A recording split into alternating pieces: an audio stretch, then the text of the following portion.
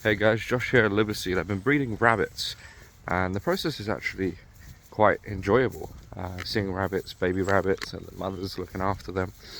But I've been doing it mostly for the purpose of food production and using the hide as pelts.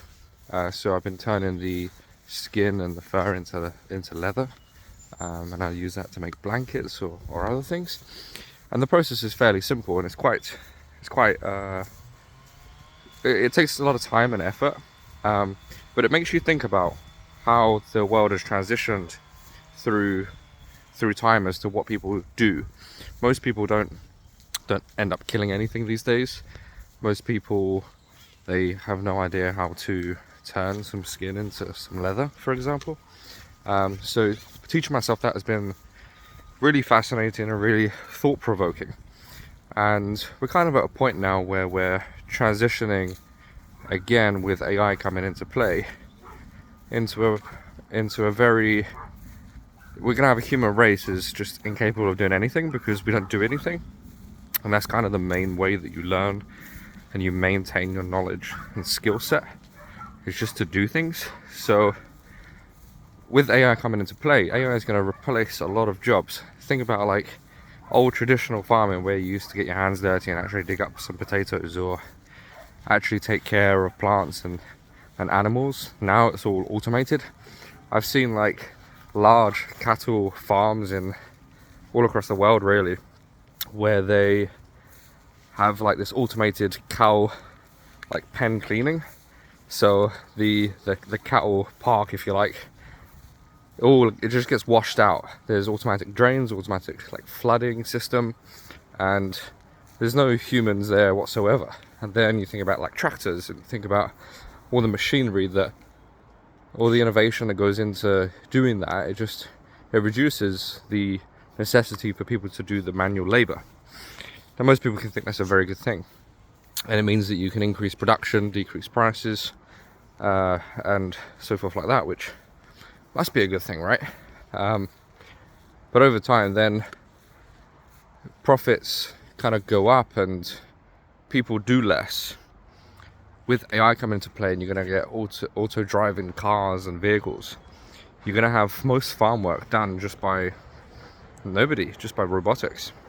And so your food is going to come from a place where there's nobody at, and it's all done robotic. Maybe there's going to be some people controlling some robots, like you got gold mining. You have a transition period where you had like millions of gold miners around the world, and then now they've got robots that are controlled by a few people.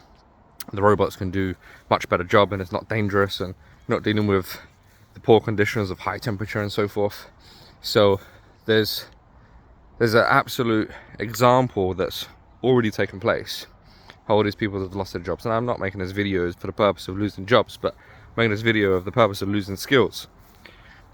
And we're kind of becoming obsolete, where we're becoming useless, and it will get to the point where our existence is just watching TV, and we will be on the idea of the World Economic Forum, where we're just going to be on universal credits. We stay within our small like 15-minute cities, and everything is within that radius, and there's no need or no desire to leave.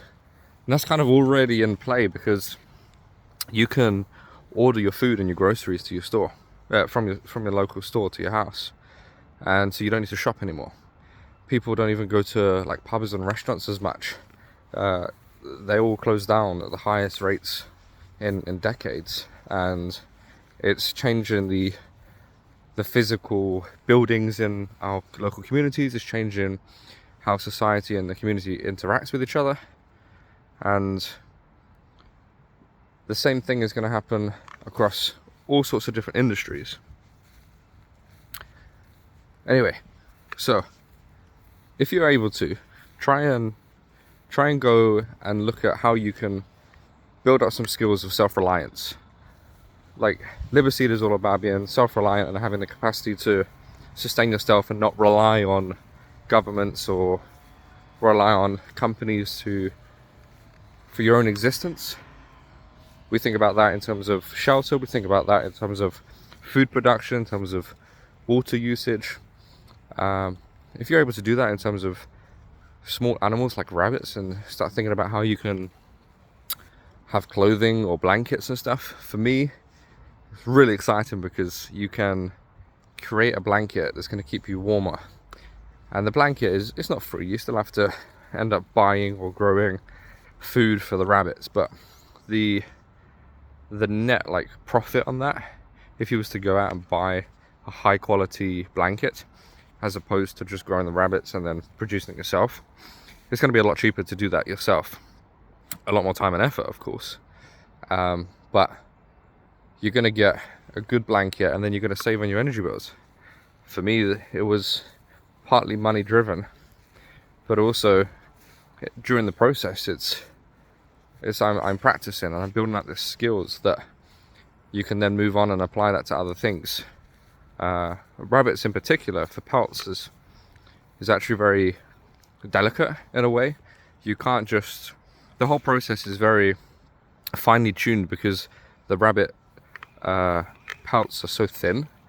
So when you're applying any sort of chemicals, or even if you do it natural way with eggs and brains and so forth, the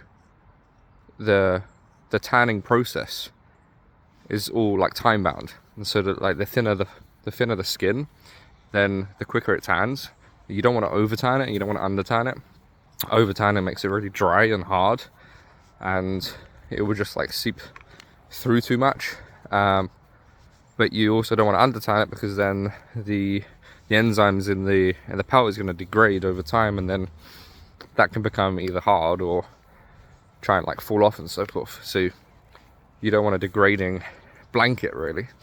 Like a sheep hide or a deer hide is so much more forgiving, because it's so much thicker. And so if you was to tan for 2 to 3 days a deer hide, then that 2 to 3 days is quite a large range period, whereas a rabbit, you've got a few hours range period to actually get it right. And then the fleshing is also a lot more difficult in a way, where it's so fine. You can't just, fleshing is when you take off the extra like flesh from the hide, so you can prepare it. So what you're trying to do is you get the flesh off, so you get right down to the pelt, and then the last kind of layers of skin that the fur is attached to is what you turn into the leather. And so everything else doesn't turn into leather. You can't just turn like muscle or fat into leather. So you get rid of all that, and that's done via scraping with a knife. So you just take a sharp knife, you just scrape it all off. That sounds pretty simple. It is very simple process. It takes a lot of time, and you could call it tedious, you can call it satisfying, you can describe it however you like, but it's very easy with a rabbit hide to cut it, and I've done it many times now, where I'm trying to scrape off some flesh, and it ends up being that I just made a hole in it. And that's not the end of the world. It depends on what you want to use it for. Obviously that's not going to be waterproof anymore, but it's a very good experience, and I'm learning and developing something new, and it's not something that a lot of people do. Most people in today's society and civilization has no sort of understanding or desire really to try and develop things themselves with natural resources. And so yeah, I think I always think back to, you know, horses used to be a common thing. Even not so much peasants, but the common person had horses to transport. And now it's come to the point where the rich people have the horses. Horses are expensive to maintain these days, because it's not normal to have it. It's more of a luxury item now. But then that's the same thing with food. If you think about organic food, you have organic food, hyper expensive, kind of only accessible really to the rich when you're having most of your diet as organic food. And so what was normal for pretty much everybody had organic food, is now inaccessible. So what was for the poor becomes for the rich. So this is Liberseed. Thanks for listening. Thanks for watching. Bye bye.